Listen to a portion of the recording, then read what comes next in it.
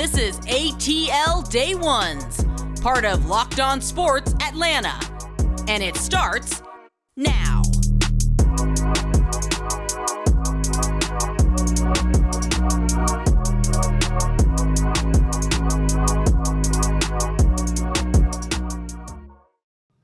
Welcome into ATL Day Ones with Jarvis and Tenitra. We want to say thank you for making ATL Day Ones your first listen of the day. And remember, we are free and available wherever you download your podcast and wherever you download your podcast. Make sure you leave us a 5-star review. Also, special announcement, big announcement. Locked On Sports Atlanta is now on Roku and Amazon Fire. So guess what? I'm going to ask you to go there and check us out there as well. If you're not listening to us via phone. So, make sure you go ahead and do that and check us out because you guys have been rocking with us from day one, and we really appreciate that. Pun intended, by the way. We're almost at 4,000 subscribers.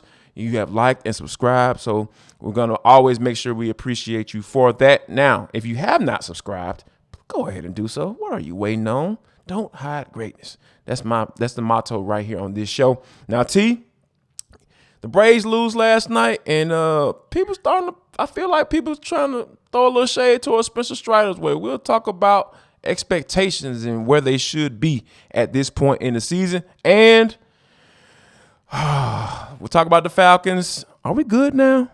Are we okay? We'll lay on the couch and talk about the Falcons and Saints and try to see if we can kind of rinse all that stuff off of us. And last but not least, and for the culture, Arthur Smith. You know what, man? Much respect. We'll talk about all that. But first, we got to get into the Braves last night losing to the New York Giants. San Francisco Giants 3-2. They tried to make a little push in the 8th inning, but they came up a little bit chopped.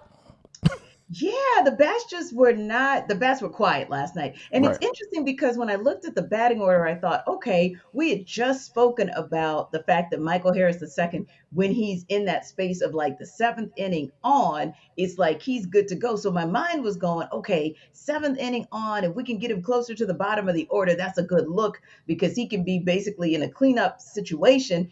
And we know what he does with runners are in scoring position.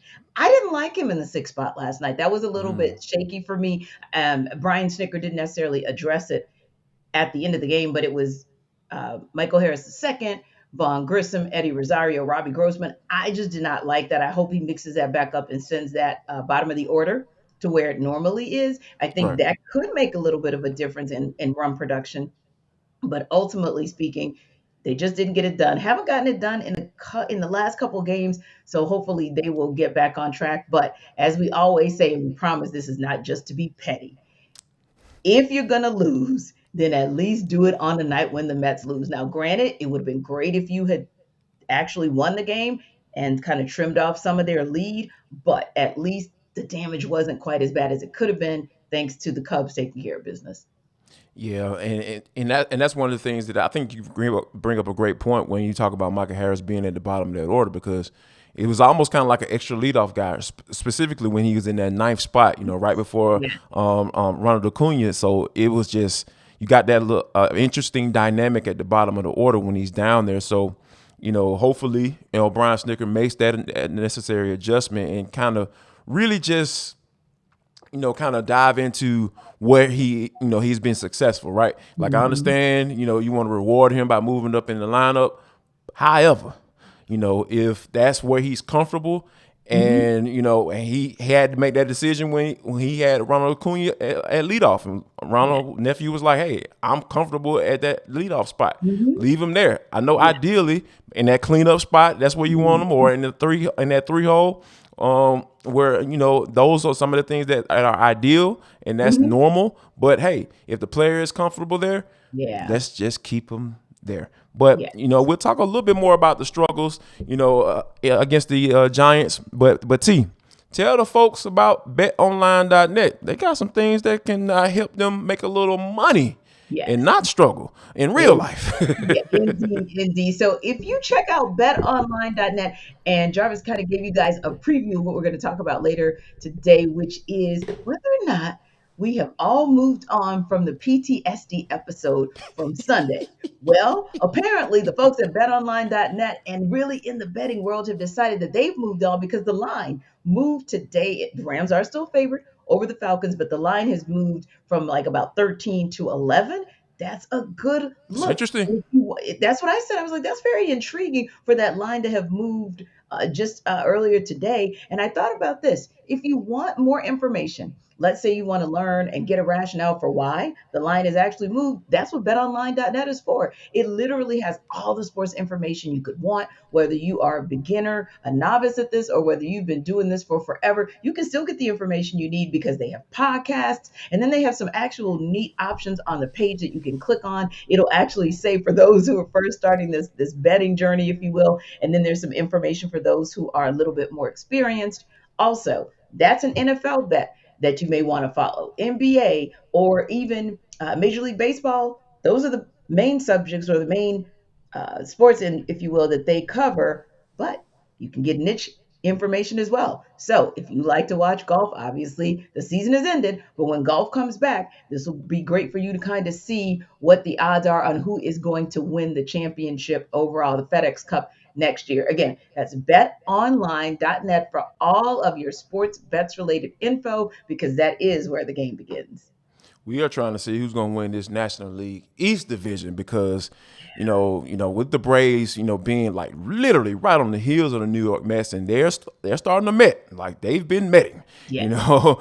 Because that, and the Braves are now a game and a half out of, that top spot in the division, and I think that the Braves need to get these bats going. I understand how, from a pitching standpoint, they've been doing really well. Spencer Strider's been absolutely amazing, and I think that a lot of people were kind of looking at him like, all right, well, he should have been. He was a little off last night, but he still had 9 strikeouts and 1 walk. He only gave up 3 runs in today's baseball.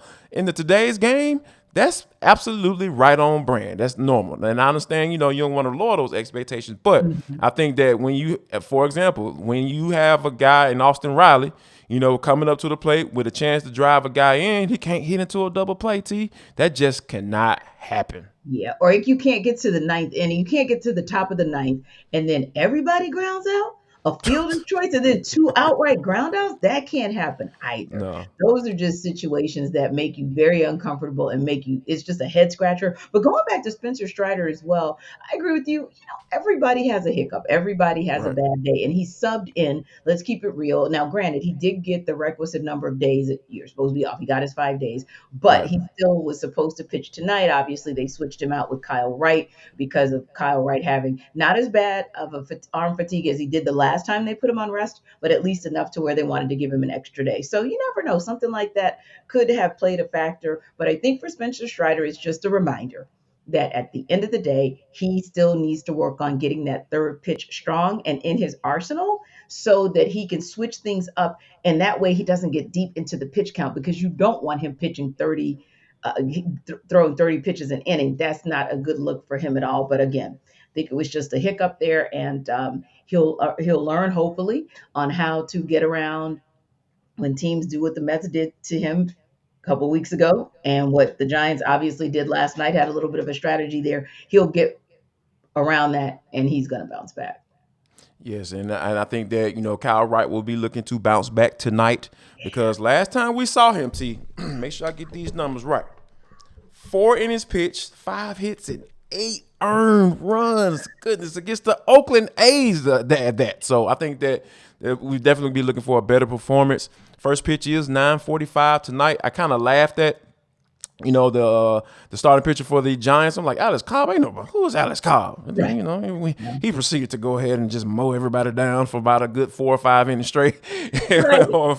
So, and I'm not going, I'm not going to laugh at, who the Giants have on the mound tonight. I'm going to respect that man, and what he got going on. Jacob Junis, hopefully it's a good matchup.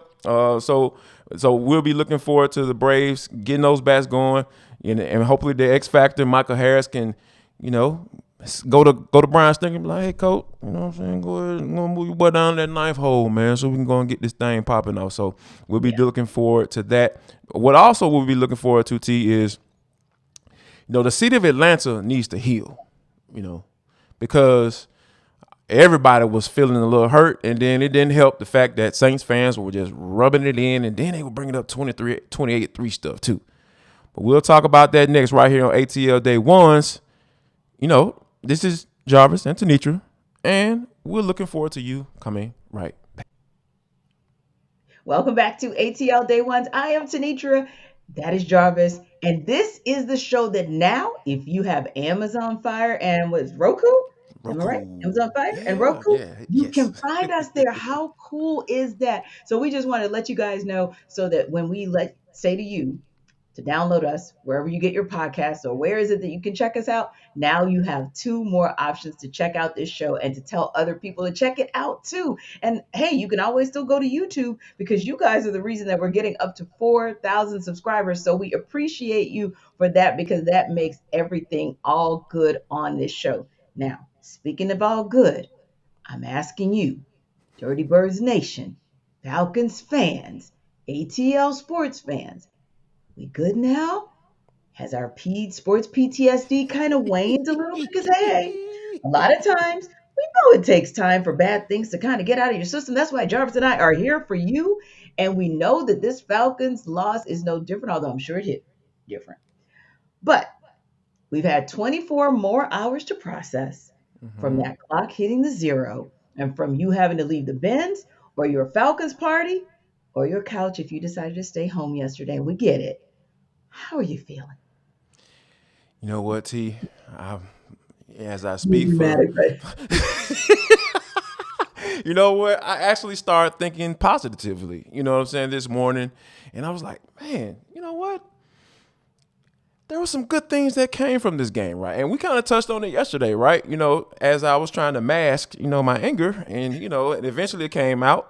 Sorry, DMPs, I didn't mean to go in on you like that yesterday, but I had to get that off my chest because I feel like Monday was the day for that, right? Oh, We yes, are in the yes. second It day was of the week. overreaction Monday. It's You okay. know what I'm saying? It was overreaction Monday. We said it was going to be overreaction. Like on Friday, Told you. going in, headed to Either the way, weekend. win or lose. We knew what time it was. We knew it Yeah. was going to be some overreaction. So we overreacted yesterday. Mhm. Well, I speak for myself. Yeah, I yeah. overreacted. I overreacted yesterday, and now Mhm. I'm better. I'm feeling better, and And when you look at this game, and you Mhm. start to think about certain things, right? There are a couple of things that just really, really stand out to you, Mhm. and I'm really encouraged by. Yeah. One, Grady Jarrett exceeded his total sacks in the first half of the game Right. last year. Right, in the first half of the game, he exceeded his sack total in 2021. So Mhm. yes, to know that Grady Jarrett is back to his normal self. I'm not gonna say old self because he's still a young brother. He's still doing his thing. Mhm. Yeah. And that was the thing that just made me smile because we know if that guy is on point, we know exactly what this defense looks like, and I think that they need him in order to get to a level of play that Dean Pease wants to get to. And the second thing that I was, when I was started thinking positive thoughts and everything, I was just like, oh my God, the offensive line didn't give up no sacks yet on Sunday. Mhm. That is huge because when you think about how this team has struggled to, protect the quarterback, it just really speaks to the progression, right? That Yes. I think that Arthur Smith kind of touched on, in his Mhm. presser. He was a little bit more calm today. We'll talk about that a little bit later. But I think that those are a couple of things that I just say, you know what? It was really bad in the moment, Mhm. and I was really mad on yesterday. It was a mad Monday for me, but it's Tuesday, and I'm starting to feel a little better, T.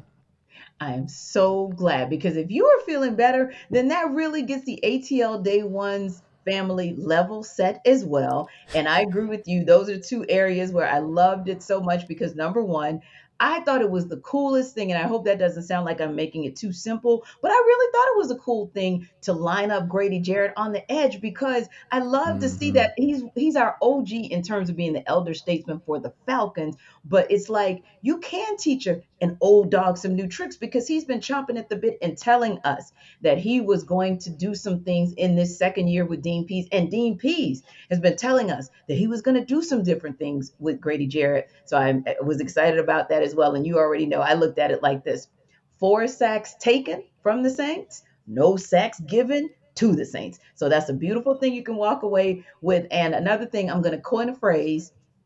You heard it right here on ATL Day One. So you guys know I've coined two phrases already. Sports PTSD. Hope you don't need it anytime soon for the Falcons, but that's a phrase. Yeah, we won't need that no more. Secondly, Deanisms.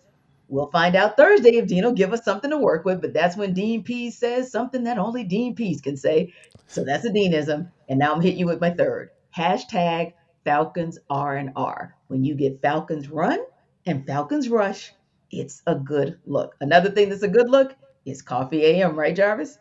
Yes, Coffee AM King here. Of course it is. Because, coffeeam.com/locked on. That's the website that you need to go to. Now I'm about to tell you why you need to go there. Because it is something about that Tanzanian pea berry coffee tea that just gets my day going. Because, like you said, I've always been a guy that, at least in 2022, to get up Mhm. early in the morning and go Yeah. and get me a workout in because, I need to lose some weight, T. And I think that a good old cup of coffee is something that can get your day started. And I think you need to as well, because I'm not going to sit up here and kind of tell you any old thing that what you want to hear. I'm going to let you know what time it is, because, this is the best small batch coffee roaster in the entire country, and it's right here in your backyard. All you Yeah. gotta do is go up there and send the order, because they'll come to you. They'll come to Yeah. you. Love it. So go to the website, coffeeam.com/locked on. Drop in that promo code box, locked on, and you're gonna get 15% off all coffee, teas, and gift sets on your first order. So make sure you just pull up on the best and local on small batch coffee roaster in the entire country. Now, Jarvis just told you guys about a deal with Coffee AM. They're cutting you a 15% deal, right? And that's a good look. Now, we don't know. We're going to call this cut an interesting cut, right? In terms of cutting and how some things cutting cap, basically your salary cap space, excuse me, and Yes. kind of getting in and digging into that and giving yourself some space to grow. Now, according to ESPN's Phil Yates, the Falcons have restructured Deion Jones' contract. Yes, that's a yet again. The Falcons converted $8.5 million of Deion's salary into a bonus. So Debo gets his salary payout sooner as part of that new deal. Translation: this creates $6.8 million in cap space. Like I was saying, that cuts off the top of the cap and it really spreads that out over 3 void years. Very interesting that we get that on a Tuesday. No media up at Falcon headquarters in Flowery Branch, just saying. We'll talk What are about you that talking stuff. about, T? But also, after game one, where we did not see Debo unless I missed him on a snap. But interestingly, after game one, obviously I didn't miss him; he's on IR. But Yeah. unless he was ghosting out there, Mm-hmm. interesting to get that after game one. Thoughts? You know what? They're trying to appease some folks, right? All right, here's not Dean Pease, appease. So there are a couple of things that come to my mind when I started thinking about, and it's positive. It's not negative. It's not Mad Monday, so it's a Tuesday. It's a positive Tuesday. I couldn't think of a word that starts with T that kind of goes, so that's what we're gonna roll with. Terrific. Positive Tuesday. It's a terrific Tuesday. Yes, we're here.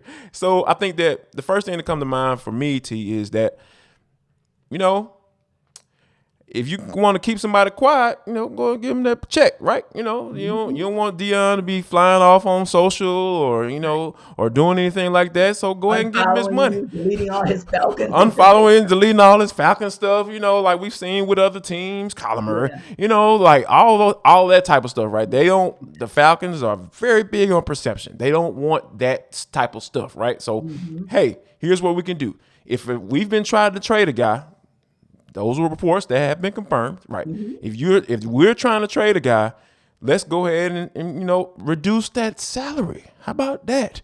And because I think he has like $1.1 million left on that salary. So guess what? If you're calling the Dallas Cowboys, hey, just throw a team out there and say, Yeah. hey, he only has about a little bit less, over $1 million on his contract. To give us a 5th-round pick for him, and hey, y'all can see what y'all can do with him. He's Mm-hmm. healthy. He played. He played in the last game.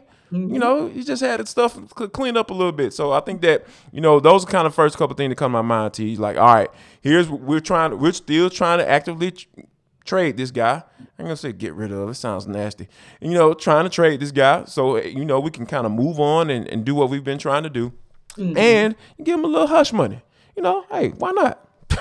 Why not? I mean, for real. Like at this point, again, and you make a great point because we know who we're working with. We are working with the Falcons, and the Falcons Yes. are really a team. And really, I don't want to say team, rather, let me say organization that is Yeah. really about optics. And so, Right. listen, they don't want any little thing to even put that out there, right? That there's any unrest or that there's any disillusion, if you will, on the part of Deion Jones or the organization. So again, we'll be following this. We'll be interested to see. But I agree with you. I think it may also signal that hey, they're trying to put something in place that'll bring a partner, if you will, a possible trade partner where both parties can get something positive out of it. Now, when we come back, we just told you that the Falcons are big on perception, they're big on the messaging, and they are big on making sure that they control the narrative. So, I think there was a little conversation on Monday about some commentary on Sunday, and now we're going to talk about it on Tuesday. It's for the culture when we come.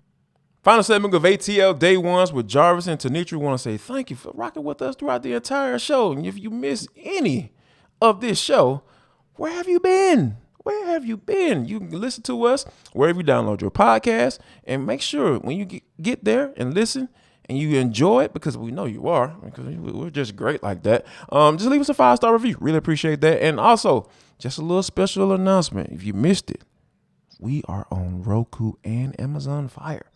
So yeah, no excuses not to listen to ATL Day Ones. But this is for the culture, and it's the intersection between sports, entertainment, and the culture, and sometimes whatever we want to talk about, because that's just how we get down on this show. Today is no different. Yes. Arthur Smith. Everybody, including us, we have talked about how he went down. We kind of gave him a little PSA yesterday, like about why we felt some type of way about his response after the game. And today, I think he was at his on Monday presser, answering questions and everything. And our own Mark Zeno, Yes. he asked him a question Yes. about those actions, and kind of like, all right, dude, what did that have to do with what went on the field? And here is Arthur Smith's response. You're frustrated when you lose, especially that type of game. That wasn't an indictment on anybody in the crowd. It was more of and I could have certainly framed it differently, but it was more of like, hey, this team has made progress, and we're here to compete. And it wasn't an indictment on the crowd, and yeah, I can be better. You talk about being objective, don't let frustration and make some grand, vague statement. That's really not what my point. My point was more of this team has made a lot of progress. We finished games last year, ironically, down in New Orleans, and we got to clean up stuff in the fourth quarter. But it starts with me. You know what, T? I think he addressed everything or every issue that I feel that we had on this show yesterday. And for somebody when in those particular situations, let me back up. In those particular situations, when you talk about a head coach essentially admitting that he was wrong in so many ways, like you have to give a kudos, because most of the time coaches don't go that route. They say, you know what, they stand on what they said and they just move on as if nothing happened. Yeah, there's a double down. There's an I'm not going to revisit that. There's a no comment. All of the above. But he stood there and he took that comment. He thought about it and then gave a thoughtful and a respectful response. And I'm going to take it this way. I'm going to take it for the positive. I felt like when he said he was not aiming that at the crowd, I felt like the media was a part of that crowd as well. So he Yep. was letting us Yep. all know, hey, media, fans, everybody, I wasn't directing that at anyone specifically. It was just a moment of frustration, but I do understand that maybe I could have said it differently. And, shout out to our guy, David Bassity, because we know that they work hand in hand about how to approach situations. And I can just imagine in my Yes. little head, Mm-hmm. DB having a little combo maybe with Art, here's some things, here's some context to this. Here's the backstory on why this probably hit different than maybe any other comment that you made in the entire presser, including walking off the stage early.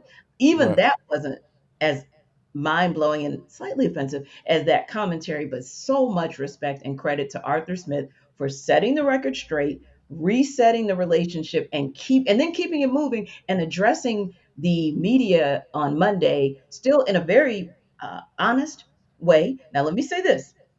Not that you all won't hear Snarky Art again, because he has a wicked sense of humor. It is very Yes, he dry does. and it is Very try.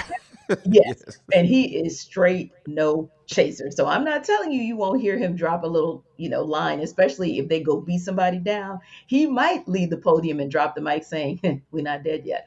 I can see him doing that because that's who he is. But what I respect about him is he treats everyone consistently, even the snarky reporters that work on his nerves. He still treats all of the media with respect and appreciates what we have to do.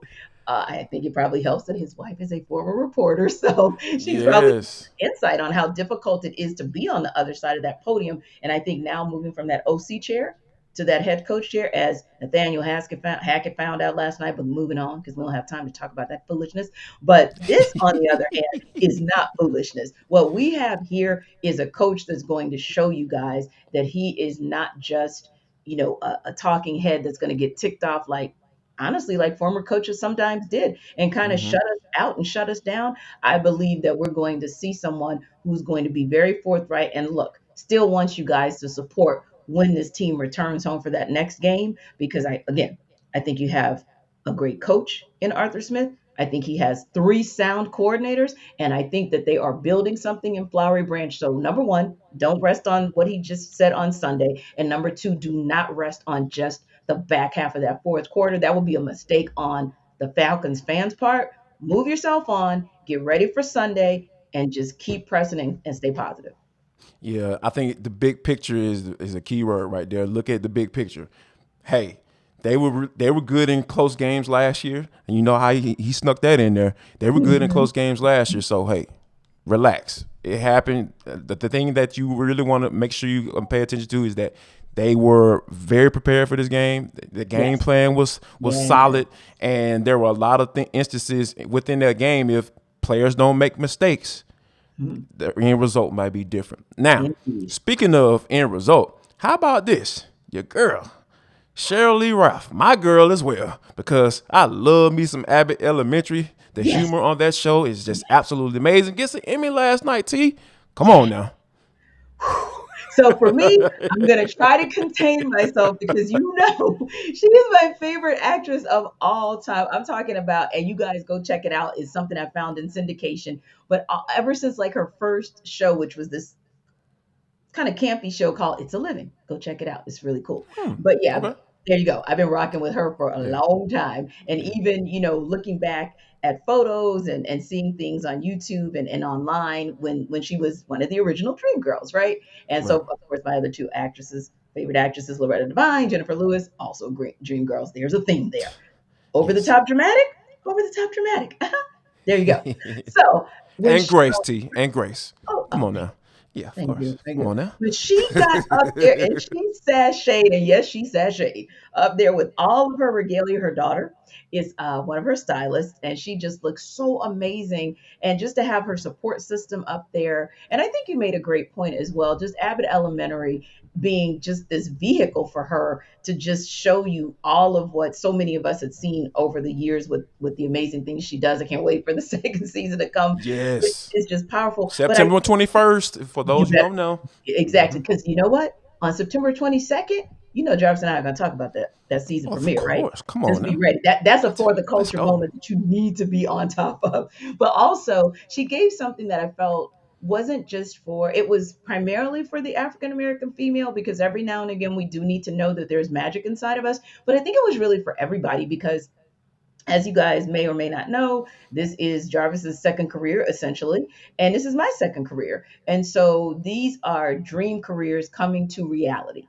And she Right. was just reminding everybody that no matter what people say, no matter your color, your age, your race, all of the above, if that's your dream and that is what's in your heart, then you need to go after that thing until it comes to fruition. So I just give her so much kudos. And she just did it her way. Because listen, I'll tell you this, guys, and we got to get out of here. But somebody said at my other job, so that singing, that was a lot, wasn't it? Did it bother you? No, because when I met her in person, she was essentially singing the words hello. This is who she is. This is how I she love rocks, it. with grace and style and a just a class level all her own. So as always, to my soror, Cheryl Lee Ralph, Yes. all the It flowers was in the coming. I knew it world. was coming. Had to hit it. Had to hit it. All right, guys. I know you guys are going to be like super duper tired of me saying Delta Sigma Theta Sorority Incorporated, because I'm just always going to say it, but I'm going to give everybody their flowers when they deserve it. And listen, we hope tomorrow that we get to give Kyle Wright his flowers. We want to give Matt Olson some Yes. flowers because we haven't done it in about 12 games. So we need you to Come on, really like Matt. show up Stop tonight, playing around, bro. and we will talk about that and anything else that happens on this Atlanta sports scene. Now, after you check us out, don't forget to check out A to Z with Mark Zeno. Like Jarvis said, he was the guy that put up the great question to Arthur Smith and kind of reset some things. You want to check that out and see what his reaction was. And guess what? Not only can you check it out on YouTube or wherever you get your podcast, check us out on Amazon and Fire and Roku, because that's what I'm going to do later. You guys have a great day, and we will see you tomorrow. Y'all come back now, you hear?